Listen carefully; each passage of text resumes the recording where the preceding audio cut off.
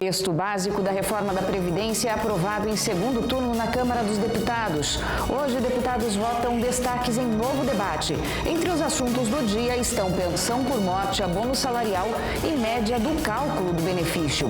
Deputados paranaenses inovam e passam a transmitir sessões ao vivo em Libras. Recurso é válido para TV e redes sociais. Ministério da Saúde emite comunicado direcionado aos pais que pretendem viajar com os filhos para São Paulo, Pará e Rio de Janeiro. Recomendação é de que crianças sejam vacinadas pelo menos 15 dias antes do deslocamento.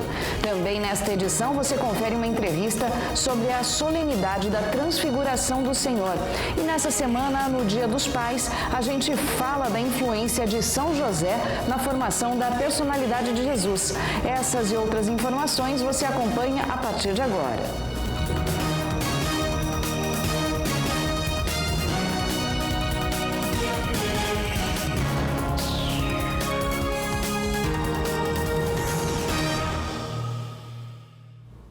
Olá, começamos mais uma edição do Jornal Boa Notícia. Você pode nos ajudar a fazer o JBN nos sugerindo temas para reportagens e nos contando boas histórias também. Anote os nossos contatos para dar a sua sugestão. O telefone tem DDD 62 e o número é o 35069800. O nosso e-mail é o jbn@tvpaeterno.com.br. Se preferir, acesse o nosso portal no endereço paieterno.com. E é claro que você também pode falar com a gente por meio das redes sociais. No Facebook, basta buscar TV Pai Eterno ou no Instagram, @TV Pai Eterno. Dê a sua sugestão para a gente. Olha, foi aprovado no início da madrugada desta quarta-feira o texto base da proposta de reforma da Previdência. O resultado foi anunciado pelo presidente da Câmara, Rodrigo Maia. Hoje, os deputados ainda devem analisar 8 destaques que pretendem retirar trechos da reforma. Após a votação dos destaques, o texto será enviado para análise no Senado. A análise do texto da reforma da Previdência começou na noite desta terça-feira e se estendeu até a madrugada de hoje. Durante o processo, houve obstrução de partidos contrários à proposta. O líder da oposição, deputado Alessandro Molon, do PSB do Rio de Janeiro, destacou que a proposta ainda tem o que ele chamou de muitas crueldades e ressaltou que os destaques tentarão mudar alguns pontos na votação em segundo turno. Nesse momento de encaminhamento da votação, encaminhar o voto contrário ao texto aprovado no primeiro turno, que apesar de todas as vitórias da oposição para deixá-lo menos cruel, permanece com uma série de injustiças.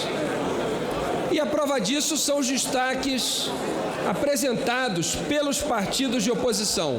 O texto continua sendo muito cruel com os trabalhadores se ele for aprovado como está. Para o deputado Pedro Paulo, do Democratas do Rio de Janeiro, a proposta foi aperfeiçoada pela Câmara e vai ser o pontapé para o crescimento do país.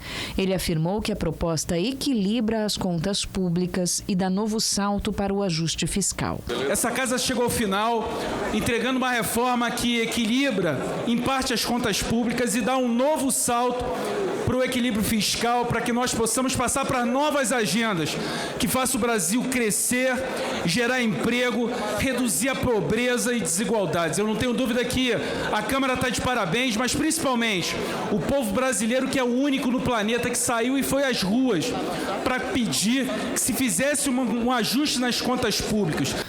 Confira quais são os pontos da proposta que ainda estão em discussão. Um destaque do PT pretende manter o cálculo atual das aposentadorias pela média de 80% dos maiores salários de contribuição. A proposta determina que a média seja calculada com base em todos os salários de contribuição. Um destaque do Novo quer excluir a transição para servidores públicos e segurados do INSS, na qual se exige uma espécie de pedágio de 100% do tempo de contribuição que faltar para cumprir esse requisito. Destaque do PT pretende excluir a exigência desse pedágio, mantendo apenas os requisitos de idade e tempo de contribuição. Outro destaque do PT permite contar o mês de contribuição, mesmo que o recolhimento feito pelo segurado seja sobre valor inferior ao salário mínimo. Já um destaque do PCdoB pretende excluir dispositivo que permite o pagamento de pensão por morte de valor inferior a um salário mínimo se o beneficiário receber outra renda formal. Destaque do PSB propõe excluir o aumento de pontos exigidos do trabalhador sujeito a agentes nocivos, químicos, biológicos e físicos na regra de transição. Esses pontos são a soma de idade e tempo de contribuição. Destaque do PSOL quer manter a regra atual de pagamento do abono do PIS/PASEP para quem recebe até 2 salários mínimos. A PEC, aprovada ontem, propõe pagar esse abono a quem recebe até 1 salário. Destaque do PT quer excluir da PEC a regra que restringe o recebimento do benefício de prestação continuada, BPC, a pessoa idosa ou com deficiência de família com renda mensal per capita inferior a 1/4 do salário mínimo. Os debates em plenário também foram marcados por acusações de que o governo conseguiu votar a matéria apenas depois de enviar ao Congresso Nacional um projeto com recursos da ordem de 3 bilhões de reais para a liberação de emendas orçamentárias que teriam sido prometidas em troca da votação da reforma. Como o prazo para a apresentação de destaques já se encerrou, vários pontos sobre os quais não houve proposta de exclusão permanecem no texto que será enviado ao Senado quando a votação for concluída. Entre os trechos da proposta da reforma que já foram aprovados pelos deputados estão a volta da alíquota de 20% da contribuição social sobre o lucro líquido, a CSLL, para os bancos. Esta alíquota estava vigente até dezembro de 2018, quando passou a ser de 15%. Também já foram aprovadas as alíquotas escalonadas na contribuição do segurado do INSS e do servidor público, ativo, aposentado e pensionista. Além delas, já estão definidas as regras de transição por pontos, idade mais tempo de contribuição, de pedágio de 50% do tempo que faltar para se aposentar na data de publicação da reforma, de idade e de tempo de contribuição do INSS. As regras para detentores de mandato eletivo e todos os artigos que desconstitucionalizam regras sobre previdência social, remetendo novas alterações a leis. Além disso, ficam aprovadas também regras sobre Fundo Complementar de Servidores Públicos, regras de transição sobre policiais, agentes penitenciários e socioeducativos federais, a cobrança de previdência sobre indenização recebida por anistiados políticos e regras sobre acumulação de pensões por morte. Olha, e ontem a Frente Intersindical dos Trabalhadores Portuários do Estado do Paraná se reuniu com um procurador do Ministério Público do Trabalho. No encontro, a Intersindical apresentou reivindicações das categorias que atuam nos portos paranaenses. O encontro aconteceu na sede do Ministério Público do Trabalho, em Curitiba.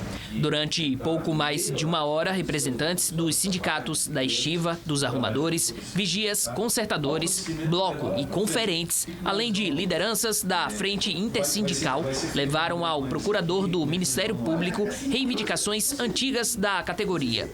Entre elas, a retirada da trava que obriga o trabalhador portuário avulso a ter um tempo mínimo entre uma jornada e outra de trabalho. E denúncias como a realização de trabalho sem a devida requisição de TPA. Além disso, ainda falaram sobre a demora da empresa TCP em realizar acordo coletivo. Eu acho que foi importante, que tirou algumas dúvidas do trabalhador. A gente sabe muito bem que foi constituído uma trava que nos proíbe trabalhar, apenas trabalhar uma vez no dia, né? Ter que folgar às 18. Isso aí sempre foi uma briga dos sindicatos, especialmente o nosso sindicato, da estiva. E foi tirada essas dúvidas hoje, que é difícil, mas tem como ser feita.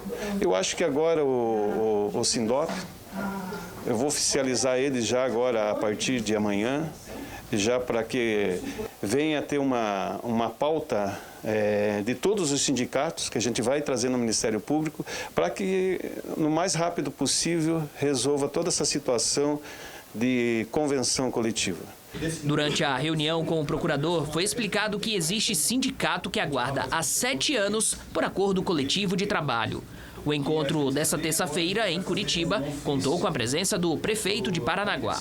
Na semana passada nós tivemos uma reunião importante com o TCP, com o Juarez, uma reunião histórica, onde sentou todos os sindicatos e cada um com a sua agenda a partir da semana que vem para resolver as demandas no terminal importante de Paranaguá. E hoje aqui eu quero agradecer o procurador Dr. Ricardo, Ministério Público, recebeu a intersindical, todos os sindicatos da faixa portuária aqui hoje, para resolver também as demandas, com o Sindop, com o Ogmon. A reunião se tornou ainda mais importante devido à relevância que os trabalhadores portuários avulsos têm na cidade de Paranaguá. Estima-se que juntos os sindicatos representem aproximadamente 3.000 profissionais desse segmento. Ou seja, a renda dos TPAs tem influência significativa no comércio da maior cidade do litoral. Paranaguá, fora do Paraná, é conhecido pelo porto. A gente sabe disso. A renda vem pelo porto de Paranaguá e esses trabalhadores merecem respeito, merecem muito respeito. E é aquilo que eu falo, quando a faixa portuária está bem, quando os trabalhadores estão bem, a cidade ganha com isso, o comércio ganha com isso e a cidade alavanca. Então é esse o trabalho que nós estamos fazendo, não só na área portuária, mas em toda Paranaguá. Olha, e essa semana a Assembleia Legislativa do Paraná iniciou as transmissões ao vivo pela TV Assembleia e pelas redes sociais com um novo recurso. A novidade é a transmissão simultânea em Libras, a língua brasileira de sinais. Confira na reportagem do Pierre Andrade, que traz também outros destaques da sessão de ontem em Curitiba, capital do estado. Aos poucos, os deputados retornam à rotina na Assembleia Legislativa do Paraná. E com algumas novidades. Uma delas é que, a partir de agora, as sessões serão inclusivas. A transmissão contará com intérprete de Libras, que traduzirá os debates e votações dos deputados estaduais. A inovação foi adotada nessa semana. É um grande avanço, está dentro de uma linha de inovação que nós impregnamos desde o início da nossa legislatura. Aliás, a Assembleia do Paraná, ela tem sido convidada em todo o estado e no Brasil para apresentar as suas iniciativas inovadoras. O segundo semestre de trabalhos na Assembleia Legislativa tende a ser movimentado. Nas semanas subsequentes, os deputados devem apreciar 9 mensagens enviadas pelo governador do Paraná. Nos próximos meses, outras mensagens serão encaminhadas. Entre elas, a peça orçamentária, que deve tramitar na Casa de Leis a partir de setembro.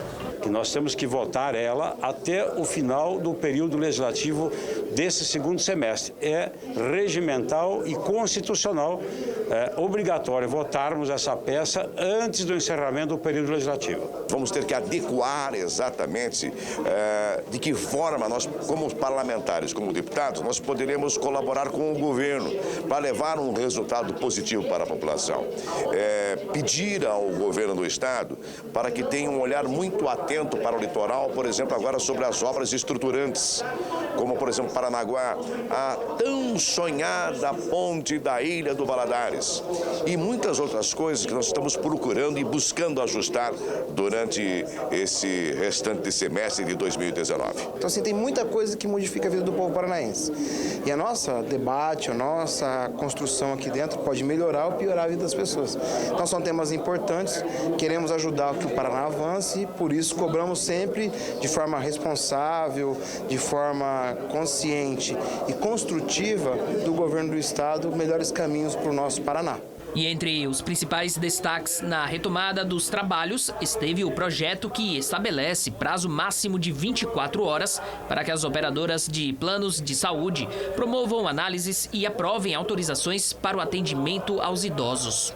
Muitas vezes um exame demora ali 1 semana, 2 semanas uma liberação, uma consulta, muitas vezes ele não tem ali de pronto, mas nos exames em específico, o que acontece? Um exame demorando 2 semanas pode agravar e muito o problema, então nós queremos que seja dada uma atenção especial, afinal o plano de saúde não é barato, as pessoas pagam um valor alto para ter um plano de saúde e elas têm que ser atendidas ali num prazo que elas possam fazer os seus exames, que elas possam se tratar e se tiver algum problema que é sério, ela já possa começar um tratamento rápido.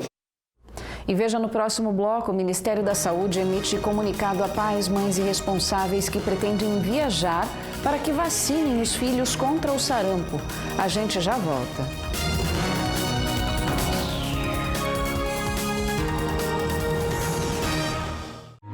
E tudo que pedirem com fé na oração, vós o recebereis. Creia no poder da oração. Creia no poder do Divino Pai Eterno.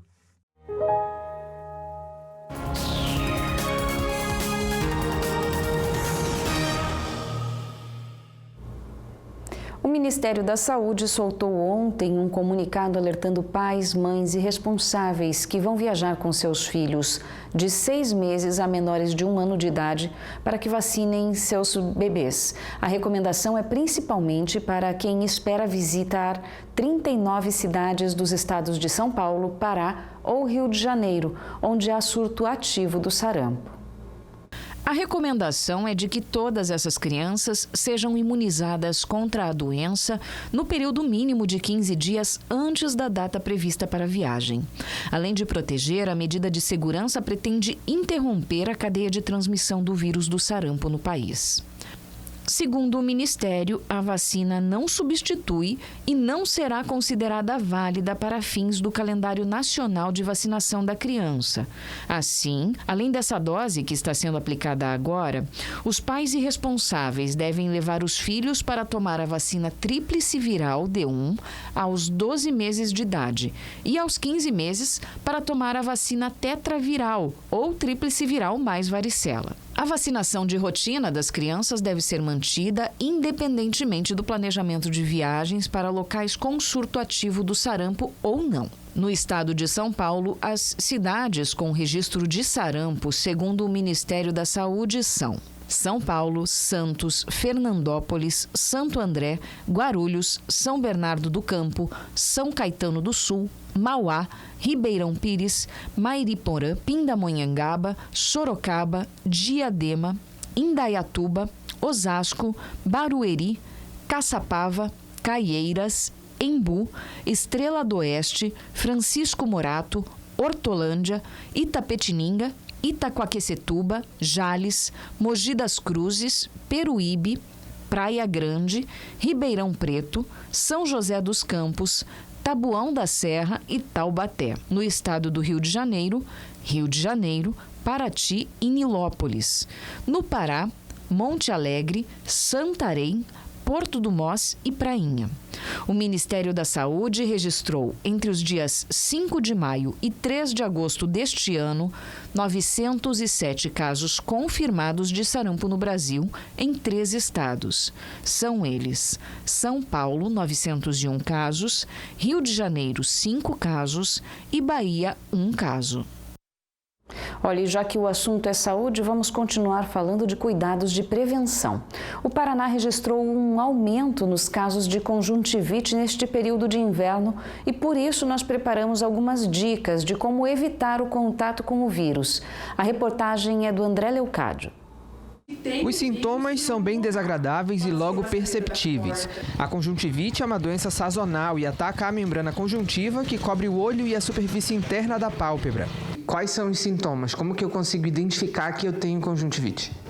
Os sintomas eles são ardência nos olhos, o olho fica hiperemiado, então o olho fica vermelho, a pessoa tem sensação de corpo estranho, então parece que está com areia nos olhos, pode ter secreção também, tá? Então no caso da conjuntivite viral, a pessoa geralmente acorda com o olho com um pouquinho de remela, secreção e lacrimejamento, às vezes também a luz incomoda um pouco, que a gente chama de fotofobia. Então esses são os sintomas básicos. Os especialistas em oftalmologia fazem um alerta para evitar o contato com a doença. Com as baixas temperaturas do inverno, é muito comum as pessoas passarem parte do tempo em ambientes fechados. E isso aumenta o risco de contaminação com a doença. Como que as pessoas se contaminam?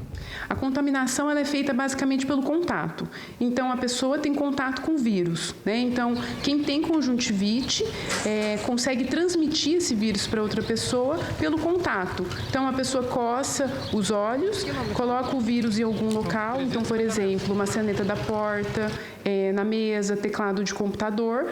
Uma pessoa que não tinha o vírus, que não tinha conjuntivite, põe as mãos ali, leva os olhos e assim ela consegue ter o contato com o vírus e adquirir a conjuntivite. O seu Aloísio trabalha como auxiliar no porto. Com toda a poeira, o tempo seco e o fluxo de gente que ele atende, acabou tendo contato com o vírus. Agora ele já sabe como prevenir a doença. É terrível, né? Assim, o olho da gente fica um pouco de... Até que tem areia no olho assim da gente, né? É terrível, você tem que procurar médico imediatamente, né? Tomar os cuidados, né? Lavar as mãos, higiene, né? O tratamento é bem simples. Como explica a médica oftalmologista, tudo está relacionado com os cuidados e a higiene das mãos, para evitar se contaminar. A conjuntivite viral, especificamente, o tratamento que a gente fala é sintomático. O que significa isso? A gente dá colírio e algumas formas de tratamento para melhorar sintoma, porque a doença é autolimitada. É causada por um vírus, então é como um resfriado. Se você trata ou se você não trata, a doença vai se curar. Então, geralmente a gente indica fazer compressa com água gelada, então água mineral, água filtrada gelada, numa gaze, em algo que você possa descartar, para melhorar um pouco o inchaço, a sensação de corpo estranho e colírios lubrificantes. E a gente vai agora para um intervalo e volta com uma entrevista sobre a solenidade da Transfiguração do Senhor. É daqui a pouquinho.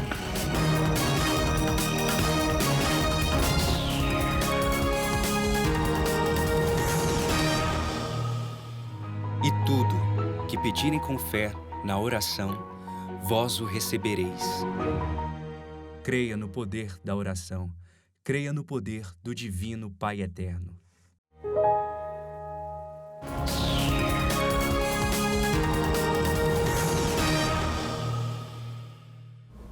Ontem, dia 6 de agosto, a Igreja celebrou a solenidade da Transfiguração do Senhor, um momento bíblico em que Pai, Filho e Espírito Santo se manifestam e Jesus mostra sua glória divina. E esse é o assunto da nossa entrevista. Confira. E é justamente sobre esse assunto, a Transfiguração do Senhor, que nós vamos hoje trazer mais informações para você que acompanha a programação da TV Pai Eterno. Um dia especial para a Igreja. E para conhecermos um pouco mais, ao meu lado, o Padre Arthur. Bom tê-lo aqui na TV Pai Eterno, Padre. Obrigado. Uma alegria estar com vocês também. Padre, a Transfiguração do Senhor, o que significa? Bem, nós estamos celebrando um dos mistérios da vida pública de Jesus. O dia em que Jesus manifesta a sua glória para 3 dos seus discípulos no Monte Tabor. Nesse dia em que Jesus os leva até o monte, então, pelo que lemos nas Escrituras, ele se transfigura, sua imagem se torna branca, suas vestes se tornam brancas, seu rosto refulgente, e assim manifesta-se a sua glória. Portanto, uma teofania, uma das teofanias. Teofania significa manifestação divina. Santo Tomás de Aquino chega a dizer que ali na Transfiguração se manifesta a Santíssima Trindade toda. O Pai na voz, o Espírito Santo na nuvem e o Filho em Cristo Jesus. O senhor falou que eram 3 discípulos, Pedro, Tiago e João. Por que os 3? Só como curiosidade. Sim, o grupo dos discípulos que estavam mais próximos de Jesus, não é? Pedro, Tiago e João é aquele grupo mais próximo, mais íntimo de Jesus, para as coisas, para as revelações mais importantes. Jesus está sempre próximo a esses discípulos. E sabemos que depois também são esses os discípulos que assumem assim uma função mais importante junto à igreja nascente depois que Cristo sobe ao céu. Como que a Bíblia, os textos sagrados, eles mostram essa passagem? Existe ela na Bíblia? Sim, sim. Nós temos nos 3 evangelhos de Mateus, Marcos e Lucas. No evangelho de Lucas e também no evangelho de Marcos está no capítulo 9. Já no evangelho de Mateus está no capítulo 17. Aqui eu tenho o texto segundo São Lucas, no capítulo 9, versículo 28 seguintes. Então, os evangelistas narram este acontecimento no contexto da revelação da paixão de Cristo, é importante dizer. Depois que Pedro faz a profissão de fé, tu és o Cristo, o Filho do Deus vivo, Jesus revela a sua paixão, diz que vai sofrer e que vai a Jerusalém para entregar sua vida. Os discípulos ficam um pouco atemorizados com isso, porque estão seguindo o mestre e agora descobrem que seu mestre vai morrer, vai dar sua vida em sacrifício. Então Jesus leva esses 3 discípulos para manifestar sua glória, para dizer a eles que ainda que venha este sofrimento, está reservado para ele uma glória que não lhe será tirada, e também para aqueles que o seguem. Então o acontecimento se dá da seguinte forma: sobe ao monte, ali Jesus começa a orar, os discípulos estão meio sonolentos, aparece Moisés e Elias, simbolizando a lei e os profetas, e depois quando os discípulos despertam e veem a glória de Cristo, então ficam felizes de ver aquela glória e querem ficar ali. Pedro chega a sugerir: Senhor, vamos fazer 3 tendas, uma para ti, uma para Moisés e outra para Elias, vamos ficar aqui. Né? Jesus diz não, é preciso descer e continuar o caminho. Jesus não vai abandonar sua cruz. Está assim nos ensinando que, embora exista uma glória reservada para nós, precisamos ter a coragem de ir até o fim na missão que temos neste mundo. Como que a transfiguração do Senhor, ela nos ensina para a nossa vida pessoal? De fato, a transfiguração de Jesus fala muito a nós que o seguimos, porque pelo batismo nós fomos regenerados com Cristo, mas pela transfiguração de Cristo nós somos chamados à ressurreição no final dos tempos. Também nós experimentaremos essa mesma transfiguração. Por isso, ao seguir Jesus neste mundo, renovados, numa vida nova recebida por Ele, nós somos chamados também a imitá-lo buscando sua glória, do mesmo modo que Ele alcançou, caminhando para Jerusalém até entregar sua vida. Até o último instante de nossa vida somos chamados a dar também nossa vida por Cristo para receber com Ele esta mesma glória. O Catecismo da Igreja Católica fala, no parágrafo, dedica sobre a transfiguração 3 parágrafos, do 554 ao 556. E no 554 o título é Antegozo do céu, a transfiguração. Portanto, celebrar a transfiguração é para nós um antegozo do céu. Já sabendo que vamos viver esta glória com Cristo, somos chamados a estar unidos a Ele em sua paixão neste mundo. Padre, para encerrar, por que é lembrado, comemorado, celebrado no dia 6 de agosto? No dia 6 de agosto se celebra a dedicação da igreja que está no Monte Tabor, que foi o lugar onde aconteceu a transfiguração. Como essa igreja está dedicada nessa data e se celebra lá, portanto, essa grande solenidade neste dia 6 de agosto, se estendeu por todo o mundo católico a celebração neste dia. Padre, muito obrigado, por ter ensinado um pouco mais a todos nós da TV Pai Eterno sobre essa celebração importante. Muito obrigado. Obrigado. É isso aí. E com esse ensinamento, tomara que nós possamos vivenciar e viver na nossa vida, no nosso dia a dia, os ensinamentos do nosso querido Senhor Jesus Cristo. Olha, e o mês de agosto é mesmo um tempo muito importante para a Igreja Católica. Como sabemos, agosto, de acordo com o calendário litúrgico, é o mês dedicado às vocações. Em cada domingo, uma vocação é celebrada e na reportagem que vem aí nós vamos entender mais sobre a vocação sacerdotal, que foi celebrada no último domingo. O missionário redentorista, Padre Natalino Martins, recebeu nossa equipe para contar como recebeu o seu chamado para essa missão. Muitos de nós, ao acompanharmos uma missa, uma homilia, já paramos para pensar sobre a missão de um sacerdote. Ontem, a igreja celebrou a vocação sacerdotal. Essa grande realidade que é o amor de Deus, uns para com os outros. O missionário redentorista Padre Natalino Martins aceitou o chamado para o sacerdócio e cumpre sua missão com muita alegria. Reconhecer sua vocação foi como receber a confiança de um ofício muito importante. Já disse Papa Francisco, ser sacerdote significa arriscar a vida pelo Senhor e pelos irmãos, carregando na própria carne as alegrias e angústias do povo, dedicando tempo e escuta para curar as feridas dos outros, oferecendo a todos a ternura do Pai. Trabalhar para Deus é ser o próprio encarregado da obra. é ser aquele que responde e fala em nome do próprio patrão, que é Deus. Deus nos confia uma vinha, Deus nos confia um ofício. E esse ofício tem que ser detalhadamente realizado. Todos nós que somos chamados, somos capazes. E aqueles que não se sentem capazes, o próprio Senhor os capacita ao longo do caminho. Eu me via uma pessoa profundamente fraca diante de todas as necessidades que apareciam quando os relatos dos fiéis vinham à tona.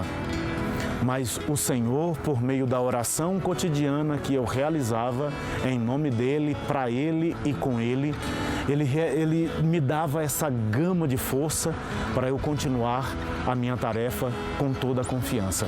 Trabalhar para Ele é trabalhar sendo a própria imagem dEle para aqueles que se aproximam da gente. Padre Natalino relembra como recebeu o chamado de Cristo. As proximidades entre ele e a igreja e também entre ele e sua família foram fundamentais. Isso colaborou para que o missionário redentorista percebesse que o caminho dele estava traçado para o trabalho ao lado do Cristo. Eu descobri a minha vocação sacerdotal quando eu via a minha mãe e o meu pai juntando todos os irmãos para ir à missa logo cedinho do domingo. E essa realidade, ela ficou impregnada de tal maneira no meu coração que esse chamado foi se clareando dia após dia, nos terços, nas novenas, nas situações de oração, nas famílias, no encontro de catequese, que todos os domingos eu participava com a minha turma. Ele me chamava, eu escutava e eu respondia a este apelo do Santíssimo Redentor, agindo na comunidade, vivendo no grupo jovem, fazendo e gastando a minha vida nos trabalhos pastorais que me eram confiados quando jovem e quando criança. Ser padre é estar entregue ao próximo, a serviço do povo de Deus. A vocação sacerdotal não é mérito pessoal, mas um chamado de Cristo. É Ele quem escolhe os vocacionados e os envia em missão. Em seu nome, o sacerdote se coloca a serviço da comunidade cristã, na missão de acolher, perdoar, unir e motivar a vivência da fé. Essa definição não é feita por acaso. Jesus disse: quem quiser me seguir, renuncie a si mesmo, tome sua cruz e me siga. Padre Natalino não esconde a gratidão e a felicidade por ter atendido esse chamado. Eu sou muito feliz como sacerdote, como padre redentorista, como missionário. Ser sacerdote é ser aquele que se coloca no lugar de Cristo para os outros que estão à procura de um consolo, de uma libertação, de uma cura. Não é um simples papel, é ser o próprio Cristo para aqueles e aquelas que se aproximam com todas as situações de conflitos, dificuldades, obstáculos, choros e ranger de dentes. O mês das vocações é propício para que reconheçamos a dedicação de nossos padres no trabalho missionário. É um tempo de refletir sobre a importância da vocação como um todo e também sobre o nosso papel e nosso compromisso com a Igreja e a sociedade. Viver o mês das vocações é viver este mesmo mergulho de alegria e confiança no Senhor que espera muito, muito de cada um de nós. Rezar o mês das vocações, este mês de agosto, é viver essa realidade bonita do chamado de Deus que não cessa, que não para, que não acaba. Por isso, eu me convido todos os dias para ladear esta caminhada com o Cristo, assim dando a resposta a Ele que sempre me convida para o seguimento.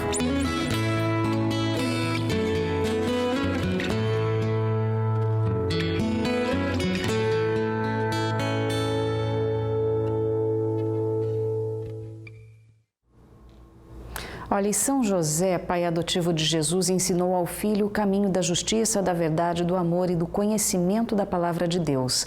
Na Bíblia, o santo é apresentado como um homem justo e é o que a gente confere agora em uma reportagem especial do Dia dos Pais. Um homem judeu nascido na Palestina e que viveu em Nazaré. Esse foi José, criado com todos os elementos de um homem da Bíblia. Foi escolhido para educar o Filho de Deus e se mostrou desde o começo que era um homem de princípios. Sempre me surpreende na história de São José o fato dele ser abordado por uma noiva que diz: estou grávida, um anjo apareceu para mim, disse que isso aconteceria por obra do Espírito Santo que desceria sobre mim, o Espírito me cobriria com sua sombra e eu ficaria grávida, e fiquei grávida.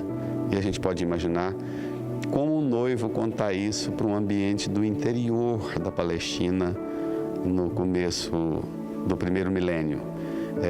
Como era alguém ter coragem de apeitar todos os rígidos costumes, considerando que a Galiléia era um ambiente de confronto com muitos povos e culturas de todas as partes do mundo. Então, como contar isso e enfrentar isto dizendo: eu confio nela, acredito na experiência de Deus que ela fez, vou ser pai, vou assumir essa família e assumir como assumiu. É fantástico.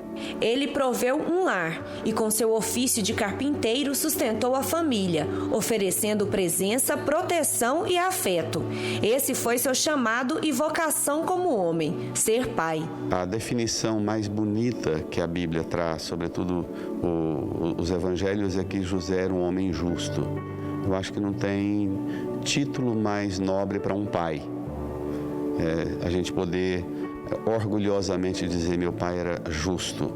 E a gente às vezes diz: tinha temperamento forte, mas era justo, não é?